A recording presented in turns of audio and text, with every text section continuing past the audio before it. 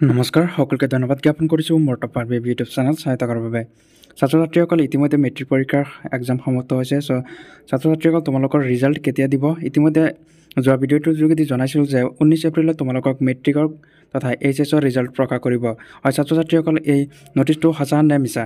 হয়, তোমালোকক আজি ভিডিঅ'টোৰ যোগেদি এইটোৱে জনাবলৈ ওলাইছোঁ যে যিসকল ছাত্ৰ ছাত্ৰী নতুনকৈ ভিজিট কৰিছে চেনেলটো, তেন্তে চেনেলটো ছাবস্ক্ৰাইব কৰি দিবা, কিয়নো তোমালোকক মেট্ৰিক তথা এইচএছৰ খবৰসমূহ এইটো চেনেলৰ যোগেদি সময়মতে উপস্থাপন কৰা হয়। হয় ছাত্ৰ ছাত্ৰীসকল, ইতিমধ্যে এক্সাম সমাপ্ত হোৱাৰ পিছতে ছাত্ৰ ছাত্ৰীসকলৰ মনত ডাঙৰ প্ৰশ্ন যে ৰিজাল্ট কেতিয়া প্ৰকাশ কৰিব বা ৰিজাল্ট কেতিয়া ঘোষণা কৰিব। হয় ছাত্ৰ ছাত্ৰীসকল, তোমালোকৰ ৰিজাল্ট অতি শীঘ্ৰে ঘোষণা কৰা হ'ব, কিয়নো এবাৰ যিহেতু OMR শ্বীটত বেষ্টত কুৱেশ্যন পেপাৰ আছিলে আৰু তোমালোকৰ উত্তৰ বহী চেকিংসমূহ অতি শীঘ্ৰেই সমাপ্ত হ'ব আৰু তোমালোকৰ ৰিজাল্টটো প্ৰকাশ কৰিব অতি শীঘ্ৰেই।